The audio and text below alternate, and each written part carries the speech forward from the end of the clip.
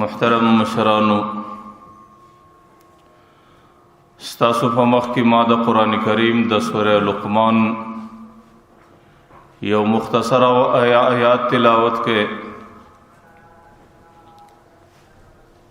تیر وعظ او دور کې موږ دا خبره ښکاره کړې وله چې د دې آیات په تفسیر کې صحبال الهند علامه احمد سعید دهلوی رحمه الله د لقمان حکیم یو عجیب و غریب قول را نقل کړی دی. د مبارک لیکي چې لقمان حکیم وایي چې الله تعالی ماته د 400 پیغمبرانو صحبت را په نصیب کړي او زه د 400 پیغمبرانو مجلس ته حاضر سم او ما د هغې ټولو تعلیمات و ارشادات واورېدل. د هغې 400 پیغمبرانو تعلیمات و ارشادات ما په چند خبرو کې راجمع کړل چې هغې 8 خبرې دي. په هغې 8 خبرو کې اوله خبره دا چې انسان کله ته پر لمانځه باندې ودرېږې نو د خپل زړه حفاظت، چې کله فرسترخوان باندې کښېنې د خپل حلق حفاظت، چې کله محفل و مجلس لراسې نو د خپل ژبې حفاظت، او چې کله د بې پردګۍ پر ځای باندې پیښ سې نو د خپل نظر حفاظت. 2 شی همیشه فیاد ساتل، خپل مرګ همیشه فیاد ساتل، د الله تعالی ذات همیشه یاد ساتل، او 2 شی همیشه هیرول، چې کله دې د یو چا سره احسان وکړې نو هغې د دماغ ایستل، او کچیرې یو چا ستا سره تجاوز او بد وکړو هغې په دماغ کې نه راګرځول. نو دا 8 هغه خبرې دي چې لقمان حکیم د 400 پیغمبرانو د تعلیماتو خلاصه او نچوړ راجمع کړی دی. فهغې کې اوله خبره دا ده چې د لمانځه په وخت کې د دې خپل زړه حفاظت کول. علماو د دې تعبیر په دې الفاظو کړی دی چې لمونځ په خشوع سره کول، لمونځ په داسې شکل سره کول چې په هغې کې د خشوع صفات ټوله پر ځای باندې پاته وي. ځکه د قرآن کریم ارشاد مبارک دی چې د کم چا په لمانځه کې خشوع راله نو هغه مؤمن ته الله تعالی فلاح و کامیابي په نصیب ورکړه. قد افلح المؤمنون الذين هم في صلاتهم خاشعون، چې کم خلق په لمانځه کې د خشوع صفت وسات، د خشوع خیال وساتي، او د خشوع د خیال ساتلو په خاطر به د هغې سړي لمونځ او عبادت الله تعالی دربار کې قبول راځي، او د هغې په خاطر به انسان ته فلاح و نجات الله تعالی ور په نصیب کوي. او د هغه رقم پیغمبر علیه الصلاۃ والسلام د لمانځه دپاره خشوع ضروري بولي. پیغمبر علیه الصلاۃ والسلام وایي الصلاۃ تخشع و تضرع و تمسکن. لمونځ څه دی؟ لمونځ خشوع ده، عاجزي ده، او خپل احتیاج الله تعالی ته ښکاره کول دي، دې ته وایي لمونځ. د پیغمبر علیه الصلاۃ والسلام چې د لمانځه ذکر کوي د هغې اول لفظ په تخشع باندې ذکر کوي چې لمانځه کې خشوع ضروري ده. که سړی د علماو د علم لغت څخه پوښتنه وکړي چې خشوع څه ته وایي نو هغې به دا وایي چې خشوع تعریف دا دی: الخشوع التذلل مع الخوف وسکون فی الجوارح. خشوع دې ته ویل کېږي چې سړی خپل ځان عاجزه کړي او د دې عاجزۍ سره سره د په زړه و دماغ کې د الله تعالی خوف و بیره ناسته وي، او وسکون فی الجوارح، او د دې انسان په اندامو کې، د دې انسان په اعضاو کې سکون و اطمینان راسي، دې ته ویل کېږي خشوع. او د خشوع د حاصلولو چې سړی به په خشوع په لمانځه کې څنګه پیدا کوي، د دې د پیدا کولو مختلفې لارې او د خشوع مختلف درجات. لکه د دې متعلق موږ مخکې څه فرمایلي وو چې یا د خشوع د حاصلولو یوه لار خلک دا یا علما دا لیکي چې انسان به د لمانځه په وخت کې د لمانځه په الفاظو کې خپل سوچ و فکر بندوي. نو بیا به د انسان زړه هغې د الله تعالی طرف ته متوجي، د انسان په زړه کې به تضرع عاجزي د عبادت او د لمانځه په وخت کې. او دویمه درجه دا چې که الفاظ نه وي، دویمه درجه د لمانځه چې کم اذکار ستا پر خوله باندې راځي د هغې په معناګانو کې سوچ و فکر بندول. یا دریمه درجه دا چې خپل نظر د الله تعالی پر ذات باندې قرار ساتل، په خپل تصور او خیال کې د الله تعالی ذات ځان ته حاضرول. ځکه ما درته ویلي پیغمبر علیه الصلاۃ والسلام وایي ان تعبد الله کأنک تراه، عبادت به داسې کوي لکه الله تعالی چې په سترګو باندې ویني. او که چیرې انسان ته دا مقام نه حاصلیږي نو کم سے کم دا خو په عقیده او په فکر کې راګرځولی سي چې زه چې کله پر لمانځه باندې د الله تعالی دربار ته ولاړ یم نو الله تعالی خو ما ویني. وإن لم تكن تراه فإنه يراك، کته الله تعالی نه ویني نو دا عقیده خو به دې جوړي چې د الله تعالی ذات ما ته متوجه دی، ما ویني. نو چې کله د انسان لمونځ په داسې خشوع کې راسي، په داسې تضرع کې راسي او په ښه طریقه باندې راسي، نو د دې لمانځه په خاطر باندې الله تعالی د مؤمن فلاح و نجات په نصیب کوي. نو ځکه الله تعالی چې د انسانانو څخه د لمانځه غوښتنه کوي،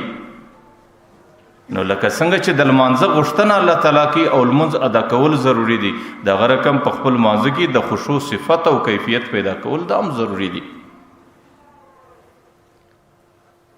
لکه د دې خبرې تذکره موږ کړې او چې بعضې خلک د دې څخه پریشانه وي چې یاره زما په لمانځه کې فکرونه ما ته ډېر راځي، زما په لمانځه کې ما ته وسوسې راځي، او زما په لمانځه کې زما فکر پر لمانځه باندې قرار نه پیدا کوي. او د دې په خاطر بعضې خلک پریشان نه وي. نو د دې څه د پریشانۍ ضرورت نه دی، نه دا د پریشانۍ عمل دی، او نه دا په پریشانی باندې سړی ته حل کیږي، بلکې ضروری خبره دا ده چې د دې سوچو او د دې فکرو د خیالاتو د سدباب او د دې د بندولو فکر سړی وکړي چې د دې څه به زه څنګه خلاص سم، دا به زما د دماغه څنګه لرې سي، او دا به زما څه زه به د دې څه حفاظت څنګه پیدا کړم. ځکه که هر څومره سړی پریشانه سي، په پریشانی باندې دا مسلې حل نه پیدا کیږي، بلکې د مسلې حل دا دی چې کم تکلیف تا ته په لمانځه کې متوجه دی، چې کم نقصان ستا په لمانځه کې دی، د هغې نقصان د لرې کولو دپاره یو حل طلبول، د هغې دپاره یو لار پیدا کول، او هغه نقصان د خپل ځانه څخه او د خپل عبادت څخه لرې کول. علماو لیکلي دي چې کله سړی لمونځ کوي، د لمانځه څخه مخکې الله تعالی انسان باندې څه مقدمات ایښي دي او یو څه تمهیدات الله تعالی ورته ایښي دي چې پر هغې مقدماتو باندې به سړی تیریږي، د هغې څه وروسته به هغه اصلي مقصد لمانځه ته ځان رسوي. پر هغه تمهیداتو باندې به سړی تیریږي، د هغې څه وروسته خپل مقصود لمانځه ته به ځان رسوي. ځکه اصلي مقصود هغه لمونځ دی،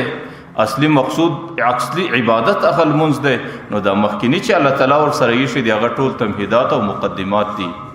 که چیرې یو سړی دغه تمهیدات او مقدمات په ښه طریقه باندې طی کړي او په ښه طریقه باندې سر ته ورسوي، بیا چې د دې تمهیدات او مقدمات وروسته دی لمانځه ته ودرېدی، نو بیا به هغه لمانځه کې د ده سکون راځي، په هغه لمانځه کې به خشوع راځي، په هغه لمانځه کې به د تصوراتو، د خیالاتو، د فکراتو څخه سړی فارغه کېږي. د ټولو څه مخکینۍ مقدمه چې الله تعالی د لمانځه څخه مخکې د سړي دپاره ضروري ګرځولې ده چې د انسان لمونځ او عبادت د هغې څخه بغیر نه کیږي، هغه مقدمه د طهارت ده چې د لمانځه څخه مخکې به سړی طهارت کوي. طهارت عربي لفظ دی، د دې معنا ده چې د لمانځه څخه مخکې به سړی د ځان صفایي کوي، او صفایي هغه مقدمه ده چې د دې څخه کولو څخه بغیر د انسان لمونځ قبولیت نه پیدا کوي. او پیغمبر علیه الصلاۃ والسلام وایي مفتاح الصلاة الطهور، د لمانځه کلي چې لمانځه ته ځان رسوي هغه صفایي ده. یار به صفایي کوي بیا به لمانځه ته ځان رسوي. او پیغمبر علیه الصلاۃ والسلام وایي لا صلاة الا بغیر طهور، لمونځ بغیر د طهارت د دې څخه نشي کېدلی. او چې کوم طهارت الله تعالی د لمانځه مقدمه یې شی ده چې دا به د لمانځه څخه مخکې کوي، د دې طهارت ابتدا اول سر چې شروع کیږي دا د استنجا څخه شروع کیږي چې دا د طهارت ابتدا ده. اوس استنجا په ښه طریقه سره کول چې در څو پورې د سړي پر د خپل طهارت باندې زړه اطمینان وکړي او چې در څو پورې د سړي دا یقین سي چې زما د اندامو طهارت وسو نو په دې وخت کې بیا خپل استنجا کامله بلل او کامله ګرځول. لیکن کچېره د سړي د عقیده چې زما استنجا او زما طهارت په کامله طریقه باندې نه دی سوی او زما سره در اوسه پورې د بولو دراتلو د قطرې یو څه وهم ستا یو څه ګمان ستا چې زما د استنجا سره وروسته دیم زما د بولو یو قطره راسي نو په دې وخت کې خپل استنجا نامکمله بلل او په دې وخت کې د خپل استنجا څخه ځان فارغ نه بلل او دې ته د فقهاو په اصطلاح کې استبرا وایي چې در څو پورې د بولو د قطرو د دې څخه مکمل ځان صفا کړی نه در هغه وخت پورې استنجا نه کول. اوس کچېره یو سړی استنجا وکړي او داغه سورسته بیا د دای چې زما د بولو یو ساس کې رااله یا زما اندام ته بول را ورسېدې یا زما د اندام یو څه حصہ په بول ولړل سو یا زما د بدن یو څه حصہ په بول لړل کیږي یا زما د لباس یو څه حصہ په بول او د دې د پروانه ساتي د دې به ضروری نتیجه دای چې بیا به د دې سړی په منځ کې د دې سړی په ذهن کې د دې سړی په فکر کې وسواسات راځي بیا به خطرات راځي بیا به فکرونه راځي بیا به سوچونه راځي بیا به د منځ مکمل د سوچو د فکرو ډک روان.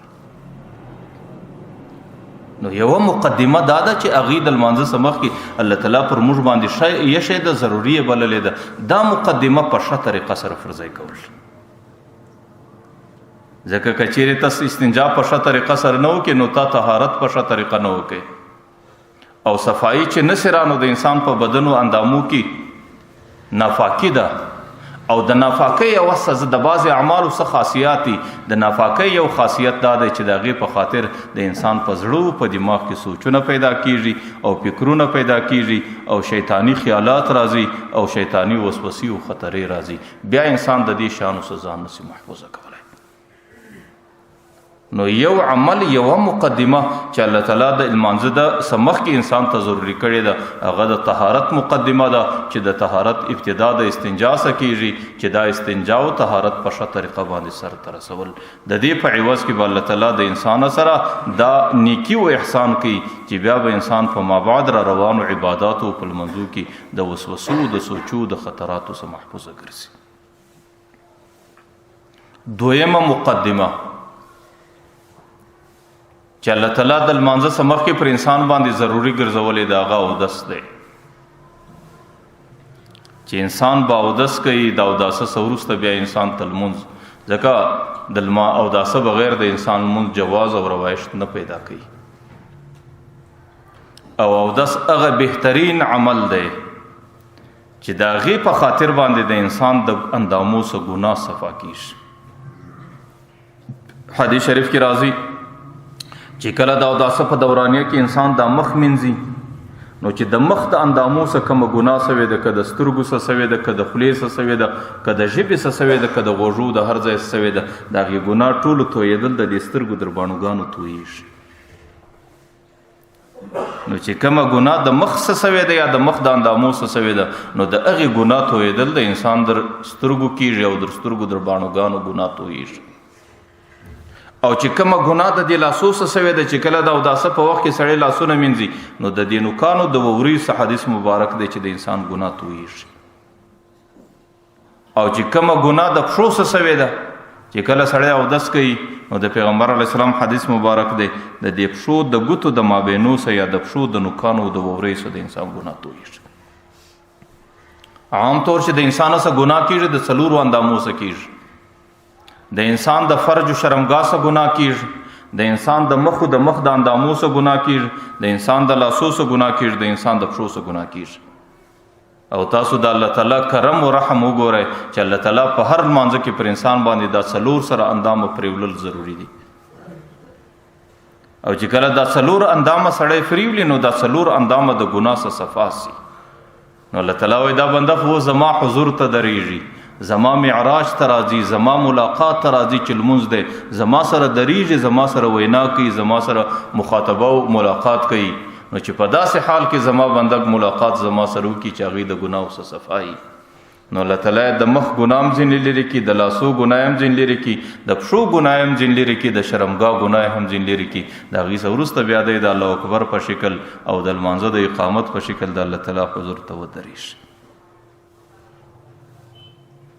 لیکن دا خبره په یاد باندې ساتل چې دا اوداست د اندامو د ولولو په خاطر چې کومې ګناوې د انسان سره رژېږي نو هغې ګناه صغایر رژېږي. کبایر چې د هغه په اوداسه باندې نه معافېږي هغې پر خپل ځای باندې توبه کښل غواړي. د امام ابو حنیفه رحمه الله کشف و کرامت و چې هغې به د کوم چا اوداسه ته وکتل نو هغې ته به دا ور معلومېدل، د اوداسه اوبو ته به یې وکتل نو هغې ته به دا ور معلومېدل چې دا بنده په پلانکی ګناه اخته دی. نو دا اوداسه په اوبو کې چونکې ګناوې به روانې وي هغې به ګناوې رژېدلې نو چې ده به کله د اوداسه اوبو ته کتل نو دا ور معلومېدل چې دا بنده په دې ګناه کې مبتلا دی نو ځکه د اوداسه په اوبو کې د دې ګناه اثر را روان دی. دا بنده په دې ګناه باندې مبتلا دی د اوداسه په اوبو کې د دې ګناه اثر را روان دی. نو دویمه مقدمه چې د عبادتو د لمانځه څخه مخکې الله تعالی پر انسان باندې تمهید ایښی دی هغه د اوداسه دی. لیکن اودس څنګه کول؟ اودس په داسې شکل باندې کول چې د اوداسه د ټولو سننو د آدابو د مستحباتو خیال ساتل. پیغمبر علیه الصلاۃ والسلام پر طریقه باندې اودس کول. پیغمبر علیه الصلاۃ والسلام چې به اودس کاوه نو د ټولو څخه مخکې به د آدابو په شکل دا خبره پر ځای کوله چې د اوداسه په وخت کې به مخ قبلې ته ګرځاوه. اوس دا د اوداسه د آدابو څه دی چې سړی اودس کوي مخامخ قبلې ته کښېني. او دویم عمل به د پیغمبر علیه الصلاۃ والسلام دا و چې د اوداسه ابتدا به کولو نو بسم الله الرحمن الرحیم به وایي. او دریم عمل د پیغمبر علیه الصلاۃ والسلام دا و چې اودس به کاوه د ټولو خرافاتو د ټولو لهو لعب د فضول خبرو د دې څخه به ځان ساتي. او څلورم دا و چې سوچ به مکمل په اوداسه کیو. د اوداسه په مابین کې باغی د چا سره وینا نه کوله او د اوداسه په مابین کې باغی د چا سره مسخري او ګفې نه کولې. په دې کې د ټولو څخه اعلی ترین عمل دا دی چې د اوداسه کولو په وخت کې د اوداسه په اندامو کې سوچ بندول چې یاره اوس زه مخ منځم نو زما د مخ ګناه روانه ده تویږي. یاره زه اوس لاس منځم زما د لاسو ګناه روانه ده تویږي. یاره زه اوس پښې منځم نو زما د پښو ګناه روانه ده چې تویږي. اوس دا ضروري عمل دی چې د اوداسه کولو په وخت کې په اوداسه کې خپل سوچ او فکر راګرځول. او بیا خاص کر که پر هر ځای باندې د اسراف پس ځان ساتل. که په مسجد کې نلکۍ ته ناستې بې ځایه اوبه نه تویول، که اودس په ګډوه باندې کوې بې ځایه اوبه نه تویول، که پر واله باندې اودس کوې لا هم ښه خبره دا ده چې دومره اوبه راواخلې چې په هغې باندې ستا اودس کېږي. بس پیغمبر علیه الصلاۃ والسلام حدیث مبارک دی ایاک والصرف د اسراف څخه به ځان ګورې. وان كنت على نهر جار قسم پر روانه وله باندې ناستې د هغې په استعمال سره په دې اوبو کې کمی نه راځي لا به هم د اسراف څخه ځان ګورې په دې خاطر چې د یو مسلمان عادت خراب نسی. قسم پر روانه واله باندې پر رود باندې ناستې چې اودس کوې نو ستا د اوداسه په خاطر باندې په هغې کې څه کمی او بېکاري نه راځي. لیکن بیا هم د یو مسلمان د عادت سمولو په خاطر پیغمبر علیه الصلاۃ والسلام وایي وان كنت على نهر جار قسم پر روانه واله باندې ناستې د اسراف څخه به ځان ګورې. نو د اسراف څخه ځان کتل او د اوداسه په ټولو اندامو کې خپل فکر سوچ او غور کول. او خاص کر چې په حدیثو کې د اوداسه متعلق کومې دعاګانې راغلي دي هغې دعاګانې په خپل خلق باندې جاری ساتل. پیغمبر علیه الصلاۃ والسلام به د شهادت کلمه ډیره ویله اشهد ان لا اله الا الله واشهد ان محمد رسول الله. او کله به دا دعا ویله اللهم اغفر لي ذنبي ووسع لي في داري وبارك لي في رزقي. یا الله ماته د ګناو مغفرت رات نصیب کړه. یا الله ماته فراخ کور په نصیب راکړه. یا الله زما په رزق کې برکت راواچوه. کله به پیغمبر علیه السلام دا دعا ډیره ویله اللهم اجعلني من التوابین واجعلني من المتطهرین. یا الله هغې خلکو کې مشمار کړه چې د چا طهارت په نصیب دی. هغې خلکو کې مشمار کړه چې الله تعالی چاته د توبې کښلو توفیق ورکوي. لیکن لمونځ په دغه ښه طریقه سره اودس په دغه ښه طریقه سره کول که اوس اودس په دې طریقه سره وکړې د دې اودس په نتیجه کې چې پر کوم مانځه باندې ودرېږي د هغې د دې بهترین اوداسه په ذریعه به الله تعالی د هغې لمانځه کې چې کم خطرات او وسوسات راځي او یا کم سوچونه او فکرونه راځي د هغې څخه به الله تعالی ته محفوظه کوي. دا د لمانځه دویمه مقدمه ده چې دا مقدمه په ښه طریقه سره فرضی سي. لیکن زموږ زندگی کې زموږ معاشره کې زموږ عادات خراب دي. یار خو چې اودس کوو نو دا اوداسه څه مخکې چې کومې ګپې او مجلسونه روان دي پر اوداسه ناست یو هغه کوو او دا اوداسه مخکې که د یو ملګري سره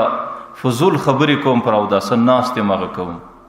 نه په اوداسه کې که په مسجد کې اودس کوم که په کور کوم نه په اسراف باندې پوهېږم نه د اسراف خیال ساتم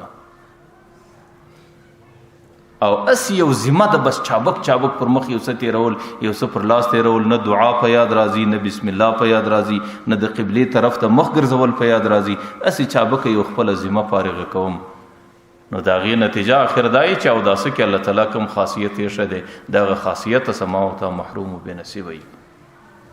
دا اوداسه خاصیت دا دی چې په ښه طریقه سره سړی اودس وکړي نو د هغې په نتیجه کې چې کوم لمونځ سړی کوي په هغه لمانځه کې سړي ته وسوسات او خطرات بیا نه راځي په هغه لمانځه کې سړي ته سوچونه او فکرونه بیا نه راځي. نو ځکه زما او ستا اودس په داسې شکل دی چې د هغې په نتیجه کې د اوداسه هغه خاصیت زما او ستا نه دی په نصیب ځکه زما او ستا لمونځ د سوچو د فکرو ډک دی د هغې په خاطر باندې پریشان. نو دویمه مقدمه د لمانځه څه مخکې هغه د اوداسه مقدمه ده. که چیرې اودس سړی په ښه طریقه باندې سر ته ورسوي په هغې کې الله تعالی دا خاصیت یې ښه دی چې بیا په لمانځه کې سړي ته سوچونه او فکرونه نه راځي. درېیمه مقدمه هغې د تحیة الوضوء او د تحیة المسجد مقدمه ده چې کله سړي اودس وکړي اودس په کور کې وسو په مسجد کې وسو په دکان کې وسو په دفتر کې وسو په ښار کې وسو په صحرا کې وسو هر ځای چې وسو نو دا اوداسه څه وروسته تحیة الوضوء او تحیة المسجد دوه رکعات لمونځ کول. اوس دا لمونځونه نه واجب دي نه سنت دي صرف یو ډېر د فضیلت والا اعمال دي. بس پیغمبر علیه الصلاة والسلام د معراج په شپه باندې د جنت او جهنم سیر کوي. د جنتو پر سر باندې چې راځي په جنتو کې د حضرت بلال حبشي رضی الله عنه د پښو کشهار اوري چې هغې د پیغمبر علیه الصلاة والسلام څخه مخکې روان دی. د پیغمبر علیه الصلاة والسلام ډېر په تعجب کې دی چې بلال حبشي په کم عمل کې دی چې د هغې په خاطر الله تعالی دومره درجه ورکوي. حضرت بلال حبشي په جنت کې د پیغمبر علیه السلام څخه مخکې په داسې شکل باندې د هغې د پښو کړپی دی لکه یو ساتندوی یو بایګاډ چې د یو شهنشاه د باچا څخه مخکې رواني. پیغمبر علیه الصلاة والسلام د معراج په سهار د حضرت بلال حبشي څخه پوښتنه کوي چې بلال برای په شپه کې په جنتو کې ستا قدم او د هغې کشار زما څخه مخ ته و په کوم عمل کې چې الله تعالی دومره لویه درجه درکړې ده او جنت ستا د پښو کشار یې اورېدل کېږي. نو حضرت بلال حبشي ورته وایي چې د الله رسوله څه خاص عمل خو نه لرم البته یو عمل لرم چې د کومه وخته څه مسلمان سویم په اسلام مشرف سویم پر ځان مې دا لازمي ګرځولې ده چې په کوم وخت کې اودس وکم د اوداسه څخه وروسته به زه 2 رکعاته تحیة الوضوء کوم. نو که زه کور کې اودس وکم که مسجد کې اودس وکم که هر ځای وکم الله تعالی زما او ستا دپاره دا اساني جوړه کړې ده چې د ټولې مځکې مخ ما او تا ته مسجد دی. مخکینی امتو کې لمونځ بغیر د مسجد ته نسی کېدی. نو پر هر ځای چې اودس وکړې 2 رکعاته تحیة الوضوء په نیت باندې مختصر 2 رکعاته اودس 2 رکعاته لمونځ کول چې پر هغې باندې 2 منټه وخت ګاریږي لیکن د هغې درجه او رتبه دا ده چې د هغې په خاطر د حضرت بلال حبشي د پښو کشاری د پیغمبر څخه مخکې په جنت کې اورېدل کېږي. او یا خاص کر تحیة المسجد کول. تحیة المسجد چې کله مسجد ته راغلی نو د کښېنستلو څخه مخکې د لمانځه د انتظار کولو څخه مخکې 2 رکعاته لمونځ وکړه په نیت د تحیة المسجد باندې. او که بالفرض یو سړی کښېناستي په دې کې الله تعالی وسعت او اساني کړې ده یې رسولو چې کله په یاد درلی ولاړ څه بیا یې وکړه نو چې کم څوک د اوداسه سورسته د تحیت الوضو خیال ساتي، چې کم سړی د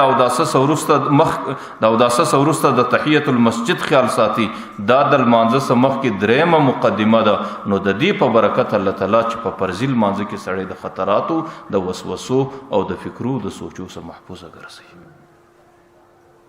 نو یو مقدمه دا ده چې هغه په شکل باندې سر ته رسول، او د هغه په خاطر به د انسان په لمانځه کې خشوع راځي، د هغه په خاطر به د انسان په لمانځه کې سکون راځي، د هغه په خاطر به د انسان د لمانځه څخه وسوسې او خطرات لري کیږي. او سلرمه مقدمه چې د لمانځه څخه مخکې ضروری ده هغه دا ده چې د کوم فرایض څخه مخکې کوم سنن ستا، هغه سنن په ښه طریقه ادا کول. مثلا د سهار لمانځله چې رالی، نو د سهار د لمانځه څخه مخکې 2 رکعاته سنت دي، سنت مؤکد دا کول. د ماپښین لمانځله چې رالی، د ماپښین د لمانځه څخه مخکې 4 رکعاته سنت مؤکد دي دا کول. او د مازیګر لمانځه څخه مخکې 4 رکعاته سنت دي غیر مؤکد دا کول. د ماخستن د لمانځه څخه مخکې 4 رکعاته سنت دي غیر مؤکد دا کول. چې کله سړی دغه سنن مؤکد او غیر مؤکد په ښه طریقه سره فرضای کی، او د هغې څخه وروسته دا څلرمه مقدمه ده، د هغې څخه وروسته چې کوم فرضي لمانځه ته ودرېږي، نو د دې په برکت به الله تعالی د فرضي لمونځ د شیطان د هر قسمه وسوسو څخه محفوظه ګرځي. ځکه دې زموږ په اوقاتو کې چې اذان موږ یو فاو مخکې کوو، 20 منټه مخکې کوو، په عامو حالاتو کې په عامو مساجدو کې یا نیمه ګنټه مخکې کیږي. نو دا د دې دپاره دی چې وخت خو د هغه وخت سره شروع دی، لیکن لمونځ پر دې وخت باندې کیږي د لمانځه څخه مخکې چې کومې مقدمات دي، نو بنده دې د مقدمات په ښه طریقه ادا کړي. بنده دې د خپل طهارت په ښه طریقه خیال وساتي،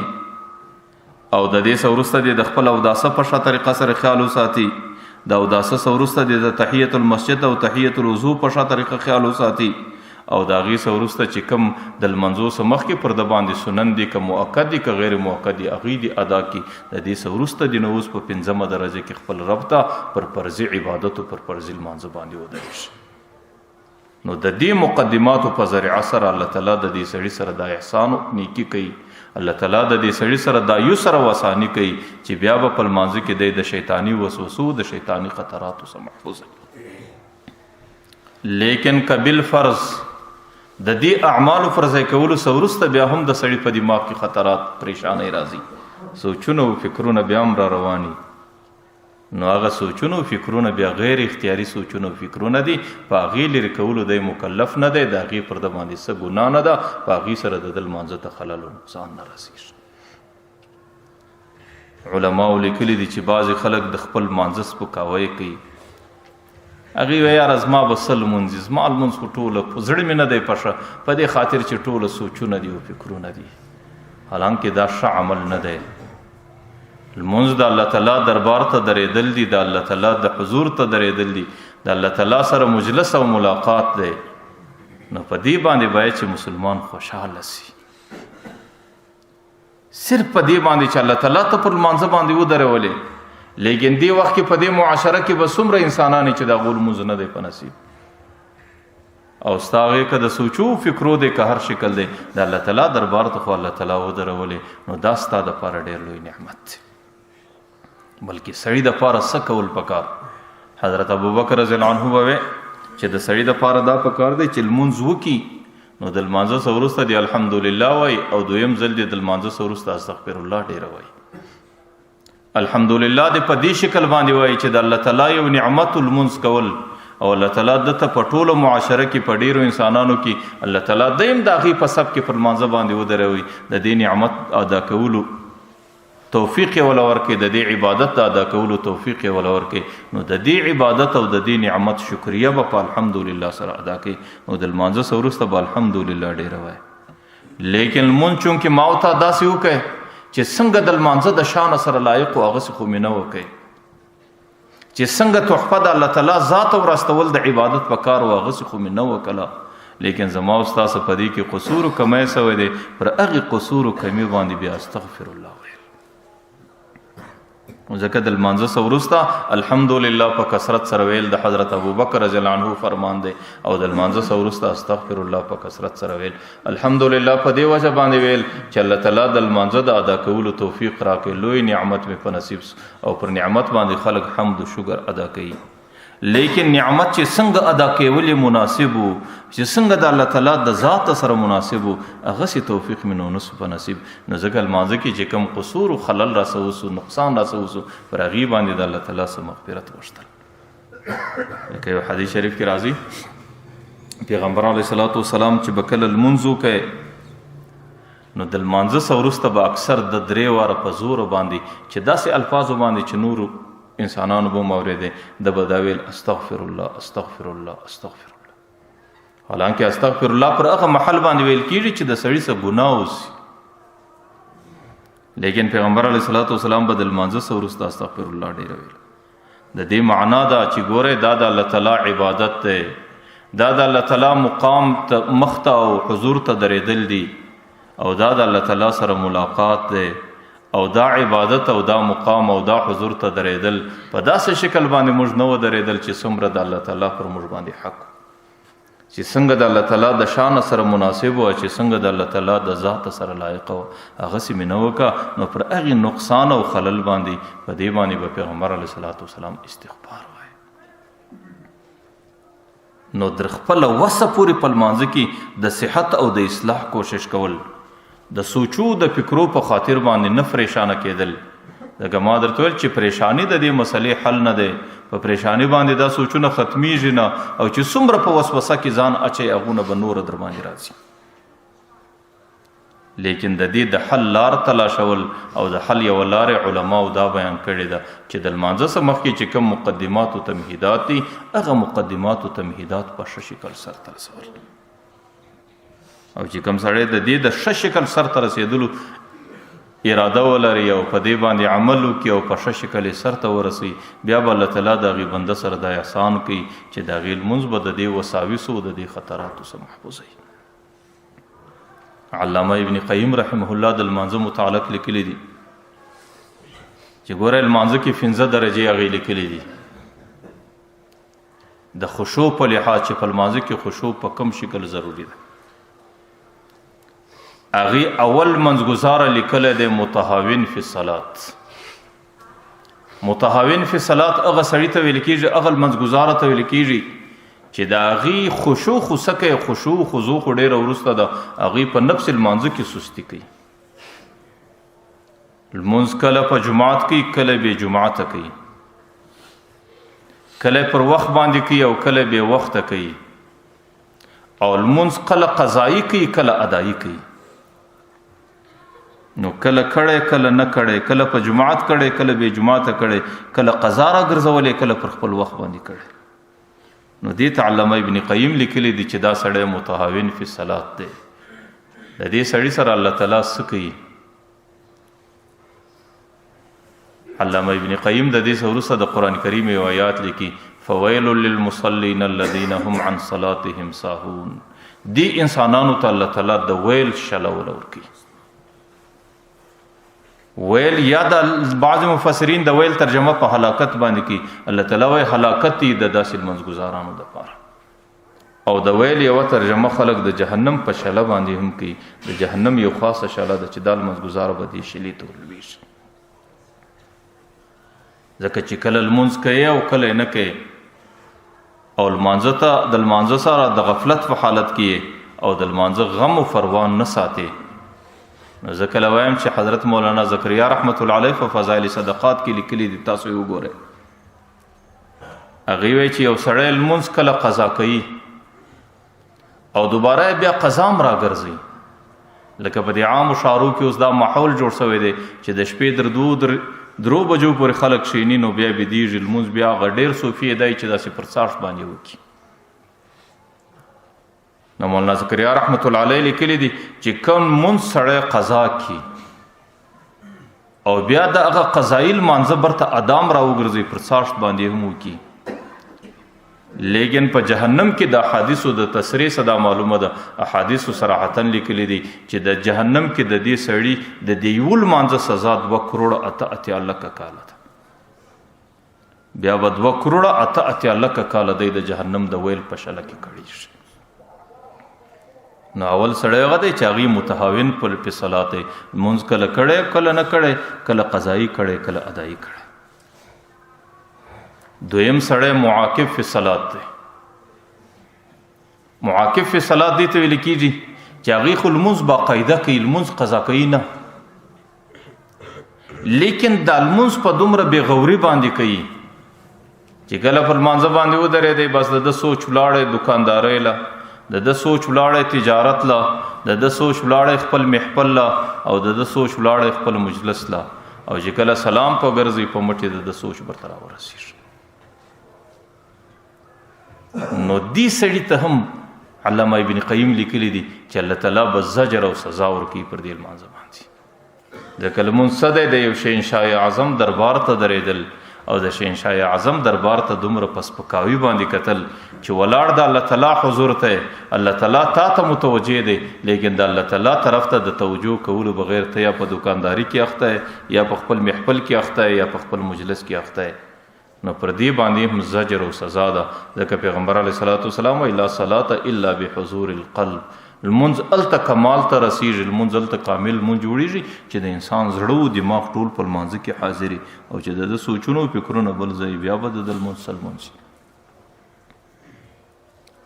او دریم لمونځ علامه ابن قیم لیکلی دی چې معفون عنه دی. هغه لمونځ دی چې سړی کله الله اکبر وکړي نو د انسان څه سوچ ولاړ شي، دکاندارۍ له پر بل طرف ولاړ شي، لیکن دی د دې شیطان سره په دې لمانځه کې په مقابله کې دی، دی برته خپل سوچ راوګرځي پر لمانځه باندې چې زه خپل لمانځه ولاړ یم. یو ګړی بیا سوچ ځینې ولاړی دی بیا راوګرځي، یو ګړی بعد بیا ولاړی دی بیا راوګرځي. نو علامه ابن قیم لیکي چې د الله تعالی دربار کې د دې سړي متعلق دا امید زموږ شته چې الله تعالی به دې سړي ته عذاب نه کوي، الله تعالی به معافي ورته وکړي. نو دې ته ویل کېږي معفون عنه. در دې 3 درجو پورې خو لمونځ د عذابه ډک دی. پر لمانځه باندې الله تعالی سړي ته سزا ورکړي، د ثواب تمه به په دې وخت کې څوک ولري چې یاره دې لمانځه باندې زما ثواب دی. نو که اول منځګزاره دی چې کله کړی کله نه کړی د هغې دپاره د ویل شله ده، او که دویم منځګزاره دی چې هغې په لمانځه کې مکمل غافله دی نو هغې ته الله تعالی زجر او سزا پر دې لمانځه ورکوي. او دریم چې دی د شیطان سره په لمانځه کې مقابله کوي، کله راګرځولی سوچ کله بیا تللی، کله راګرځولی کله بیا تللی. نو د دې په باره کې علامه ابن قیم لیکي چې دا معفون عنه دی، کیدای شي الله تعالی به دې ته معافي وکړي. اوس د لمانځه ثواب دا د 4مې درجې څخه شروع کېږي. 4مه درجه علامه ابن قیم لیکلی دي خاشعین دي، چې د هغې سره د الله تعالی دا وعده ده قد افلح المؤمنون الذين هم في صلاتهم خاشعون، چې کم خلق په لمانځه کې د خشوع کیفیت برحال ساتي نو هغې خلق ته بیا الله تعالی فلاح و نجات ورپه نصیب کوي. هغې کم خلق دي چې پر لمانځه باندې ودرېدی بس د لمانځه څخه اواز د هغې فرواز د الله تعالی در عرش رسیږي، د هغې فرواز در جنت رسیږي، د هغې فرواز در جهنم رسیږي. هغې د الله تعالی په کائناتو، د الله تعالی په قدرت کې، د الله تعالی په جنتو او جهنمو کې داسې مستغرق دی چې نه فزان خبر دی، نه په لمانځه خبر دی، نه په یو څه نه په بل څه. لیکن چې کله سلام په ګرځي نو دی راورسېدی برته مځکې ته، ورته السلام علیکم. دې خلکو ته هم سلام لکه یو سړی چې د بهار سره راسي نو دې طرف ته هم سلام ویل، دې طرف ته هم سلام ویل. ځکه په دې وخت کې دی غیر حاضر دی، دی چې کله پر لمانځه ولاړ دی دی دلته موجود نه دی. د ده سوچ یا د الله تعالی په خدایي کې دی، د ده سوچ یا په جنتو کې دی، یا د ده سوچ د الله په نعمتو کې دی، د ده سوچ په جهنم او په عذابو کې دی. نو چې کله د هغې خوا سره فارغه سو، لمونځ تمت ته ورسېدی، انتها ته ورسېدی، نو بره دی یو طرف و بل طرف ته لکه یو مسافر چې د یو ځایه سره راسي نو یو طرف و بل طرف ته دی سلام وایي السلام علیکم السلام علیکم. نو د دې ځایه څه د لمانځه اجر شروع سو. پر دې لمانځه باندې دې بنده ته الله تعالی اجر ورکوي، پر دې لمانځه باندې دې بنده ته الله تعالی جنت ورکوي، او پر دې لمانځه باندې دې بنده ته الله تعالی د جنت نعمتونه ورکوي. زموږ اکابر او عجیب لمانځونه کړي دي. حضرت ابو روحانه رضی الله عنه راغی، د یو جهادي سفر سره راغلی، یا د یو دینی سفر سره له 3 کاله مسلسل د کور څخه غیر حاضر دی او 3 کاله مسلسل په هغه سفر کې تیر نو کور کې 3 کاله د زنانه د کشنی بچی د په انتظار باندې تیری نه زمانه د ټلیفونو دا نه زمانه د رابطو دا نه زمانه د معلومات دا چې د کور واته بیا د معلومات نه کیږي چې ژوندې دی مړ دی شهید دی راضي او کنه راضي 3 کاله بعد مسجد لراله نو غزنانه خبر اسواغه بچی خبر سو چې پلار 3 کاله بعد راغلی دی نو غزنانه د خپل خاوند پر اتګ ډیره خوشاله چې هغه به ما خپل حالات بیانې چې پر د باندې ستیر سوي دی او زه به خپل حالات ورته بیانوم چې پر ما باندې ستیر هغه به بچان نازي هغه به د بچانو سره کښینی هغه به د بچانو سره محبت کوي نو غزنانه جر د کور صفائی کوي خپل بچان لمبي چې خاوند د ډیرو اوږده سفر سره غلی دی حضرت ابو ریحانه رضی الله عنه چې کور ته راغلی راننوته ماخستن د لمانځه څخه وروسته لمونځ یې مسجد نبوي کې وکړ راغلی کور ته نو هغه زنانه ته وایي چې مجلس خو به بیا وروسته کوو صرف ماته د 2 رکعتو اجازت راکړه نو هغه ورته اجازت دی نو په لمانځه باندې ودرېد الله اکبر نیت یې وتاړی هغه زنانه ورته ناسته د بچي ورته ناست د شپې یوه حصه تېره سوه شپه چې نیمایي ته رسېږي هغه بچان پر هغه ځای بیدوس هغه زنانه ناسته چې د سهار سپېدې راچاودل کېږي هغه سړي د 2 رکعاتو سلام په وګرځه هغه زنانه ورته یا ابا ریحانه ذهبت وعبدت وغضبت ولاړې سفرونه دې وکړو او عبادتونه دې وکړو او اوس واپس راغلې دا دې زموږ سره یو څه تجاوز دی اما لنا منک نصیب ایا زموږ په تا کې یو حصه نشته چې موږ تاسو سره یا مجلس وکړو یا تاسو سره یو ملاقات وکړو یا پر موږ یو پوښتنه وکړو یا پر بچي یو پوښتنه وکړو دی ورته نسیتی والله په خدای قسم را صحیح رسوي هغه ورته لا نسیتو بل نسیت لا نسیت بل نسیتا در صحیح نه په قصدن دی هیر کلم کچیر ته بهار کې وای په سفر کې وای ما بستا خبره منلې وای چې زستا صحیح رسم زو څنګه ته درته ناستم بچي و څنګه ته درته ناستي او ستا در نظر لاندې او ته ما ته وای چې زستا زما صحیح رسم نو حضرت ابو ریحانه خپل زنان ته وای زما په خدای قسم چې الله اکبر تلفظ می وکي د دې وروسته د الله تعالی په جنتو جهنمو کې داسې مستغرق لاړم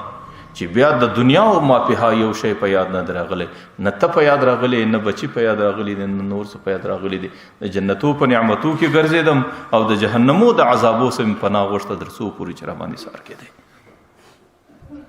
نو خاشعين دی لمانځه ته ویل کیږي چې هغه کله پر لمانځه باندې د الله اکبر نیت وکړي هغه د لمانځه سفرواز داغي زړه او دماغ هغه د لمانځه صفاواس هغه ما درته وی دا غي پرواز بیا د الله تعالی در عرش ده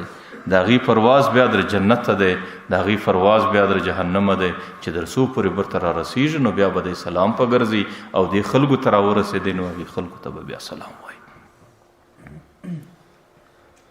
نو سلامه درجه علامه ابن قیم د خاشعين لیکل ده نو علامه ابن قیم وای چې د لمانځه اجر د دې ځای څخه شروع کیږي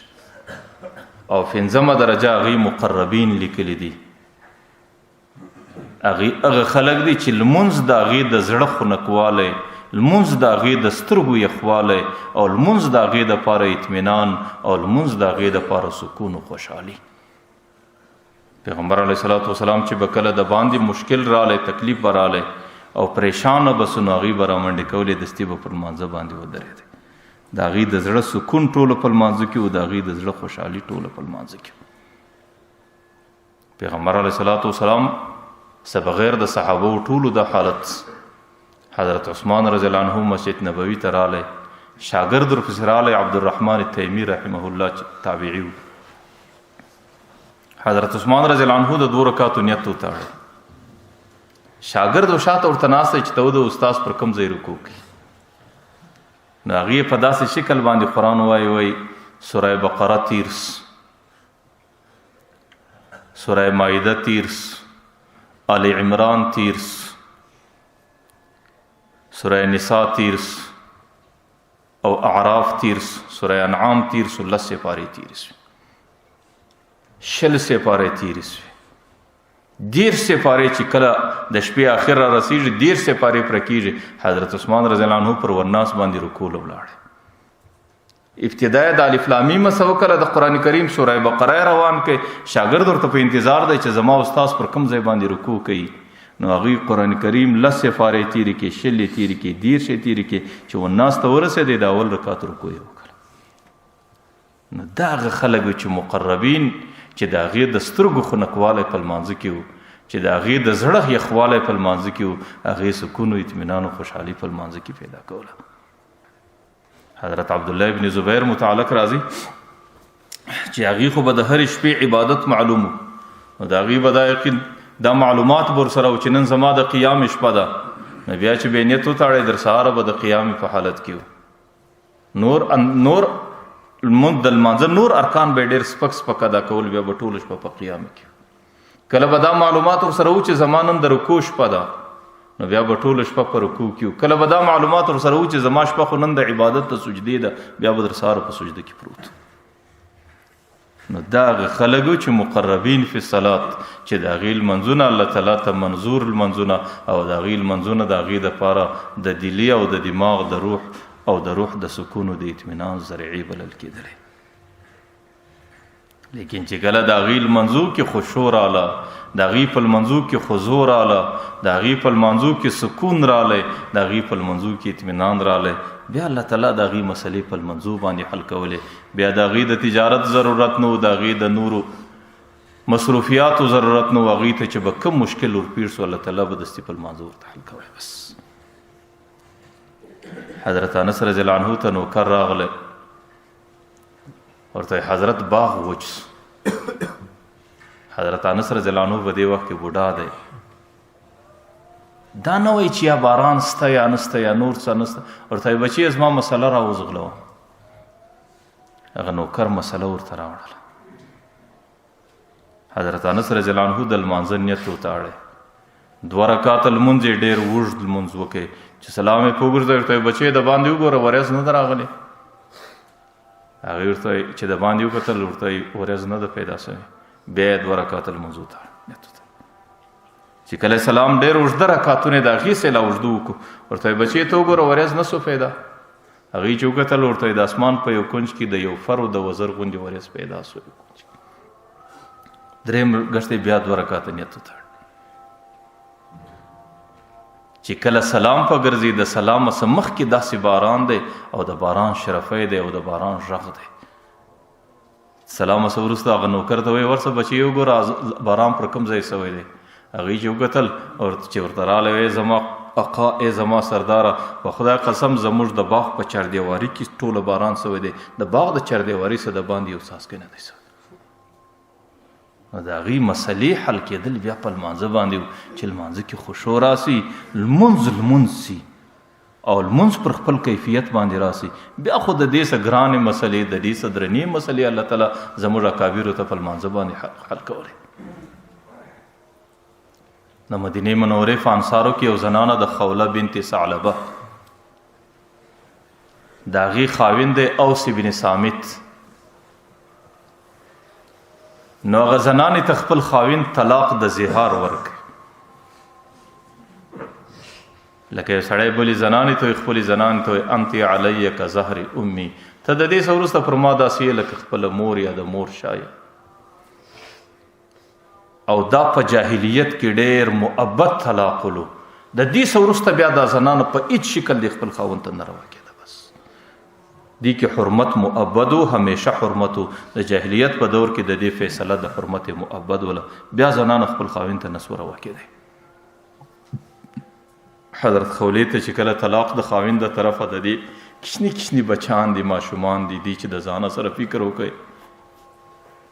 چې زما بچان به څه کېږي زه به د چا کور له ورځم زما زندګي به د څنګه تېرېږي نو په منډه راځغلي راله د پیغمبر علیه صلات وسلام کور ته چې کله دا کور ته راله د پیغمبر علیه صلات وسلام د کور زنانه حضرت عایشه مبارکه د پیغمبر علیه السلام سر ورمنځوي او دا چې کله راورسېد د پیغمبر علیه الصلاۃ والسلام ته په ژړا کې یا رسول الله یا رسول الله هلکتو اے د الله رسول زه خو تباسم زه خو هلاک کسم. پیغمبر علیه الصلاۃ والسلام ته کیف هلکتی څنګه تباس دا ورته د الله رسول زما خاوند اوس ابن صامت ماته د زهار طلاق راک او ما درته چې د زهار طلاق په دې عرف کې حرمت مؤبد چې د دې سورسته بیا خاوند ته په هیڅ شکل زنده روا کیږي. نو دا په جړه کې پیغمبر علیه الصلاۃ والسلام ته د الله رسول په د دې زهار د طلاق پر فیصله باندې یو نظر وکړه چې زه د خپل خاوند ته حلال سم زه د خاوند کور ته ورته ورسم. پیغمبر علیه الصلاۃ والسلام ته چونکې نوی وحی نه دی راغلی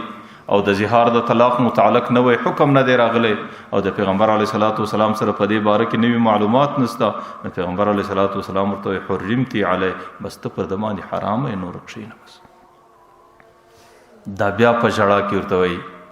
اے د الله رسول انه ابو ولدی دا خو زما د بچو پلار دی و افنا شبابی اے د الله رسول زما ځواني د سره تیر سوا وتفرق اعلى زما مور فلار ټوله در دنیا تیر سو وفات سو. اوس په دی وخت کې کزه د کور جلاسم نو سوق په کور کې ما د غسی پرې شوولو ته تیار نه دی، زه د چا په کور کې شپې وکم زما زندگی به څنګه تیریږي. نو بیا ورته د الله رسول پر دې طلاق باندې لږ نظر وکړه. نو پیغمبر علیه الصلاۃ والسلام بیا ورته حرمتی علی ته پر د حرام نور هیڅ نه کیږي. دیم ځل بیا ورته اے د الله رسول ان لی منه صبیه صغار زما د واړه بچی دي ان زممتهم الیا کې د ځان سره راګرځم پجاعو زما سره وږي کیږي زینب خانه سره برابرولې و ام زممت الیهم فزاعو کې د تفلاس ورکم د سزا کیږي د دې بچانو خدمت نشي کولای. نو بیا په جړه کې د الله رسول ته تل پر دې تل خبره نظر وکړه. پیغمبر علیه الصلاۃ والسلام چې کله د هغې خبره باندې څه نظر نه کوي ځکه د پیغمبر علیه الصلاۃ والسلام سره نوی حکم نشته. حضرت عایشه د پیغمبر علیه الصلاۃ والسلام سر ورمنځي دی و دې کونج ته پر دې مځکه باندې باره چې د الله رسول زه خپله مقدمه خپل رب ته پیښوم بس د 2 رکعات لمونځ نیت یې وتړی چې کله لمونځ کوي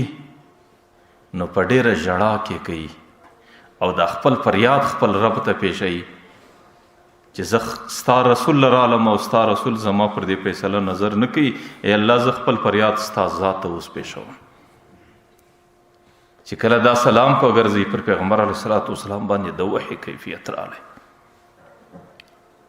او دا ژاړي. حضرت عایشه مبارکه ورته اسکت یا امي ای مورې لږ سات کې چپ اوسه پر پیغمبر د وحی کیفیت. نو دی چې کله د وحی کیفیت ولیدې واورېدې نو دی نور د خپل ژړا تیزه کړه. یو څه زمانه وروسته پیغمبر علیه الصلاۃ والسلام د وحی د کیفیت سر راپورته کړ نو هغه خولي هغه زنانې ته انصاري زنانې ته مبارکي ورکړي او جبرائیل علیه الصلاۃ والسلام آیاتونه ورته راوړي قد سمع الله قول التي تجادلك في زوجها. جبرائیل علیه السلام ورته ستا رب وایي چې ما هغه خبره واورېده چې دې زنانې د خپل خاوند متعلق تا ته څه وویل او تشتکي الی الله چې کله تا مسله نسوه حل کولی دی خپل مشکلات او شکایت خپل رب ته پیش کړي والله یسمع تحاورکما الله ستاسو د دې مجلس ګرده واورېدي چې تاسو ورته ویل دي څه درته ویل. د هغې څه وروسته الله تعالی فیصله راوړي چې کم کسان د خپلو زنانو سره زهار کوي نو زهار حرمت مؤبد نه دی، د هغې علاج یا د غلام په ازادېدو په شکل یا د روژو په شکل یا د مسکینانو د نفقې په شکل باندې د دې علاج کیږي چې کله په دې اعمالو کې یو عمل در سره کی نو هغه سړی هغه زنانه برته خپل خاوند ته روا کیږي. نو ما درته وی چې د کم چا په لمانځه کې خشوع ده چې د کم چا په لمانځه کې خضوع ده او چې کم چا د خپل لمونځ د خشوع په شکل باندې خپل رب ته پیش کوي نو بیا الله تعالی د هغې په لمانځه باندې هغې ته ډېر مشکلات حل کوي. نن خو ما ورته لمانځونه کوو د لمانځه څه وروسته دعاګانې کوو د خپلو مشکلاتو حل غواړو او د خدای دربار ته خپل د مشکلاتو فریاد پیښوو لیکن الله تعالی د هغې متعلق زما استا دعا نه اوري زما استا فریاد نه اوري په دې خاطر چې زما استا لمونځ نه دی.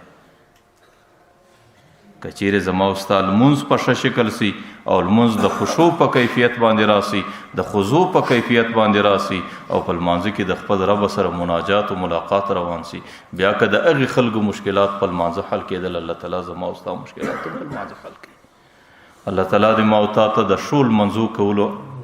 توفیق را په نصیب کړي. الله تعالی دې مې قسم چې د الله د شان سره اهل لمونځ نسو کولی، الله تعالی دې مې دغه چند مختصر لمونځ ټوټه پټه لمونځ په یو بهترین عبادت او د بهترین لمانځه په شکل راڅخه قبول کړي. الله تعالی دې دا څو خبرې په خپل دربار کې قبول او مقبول وګرځوي.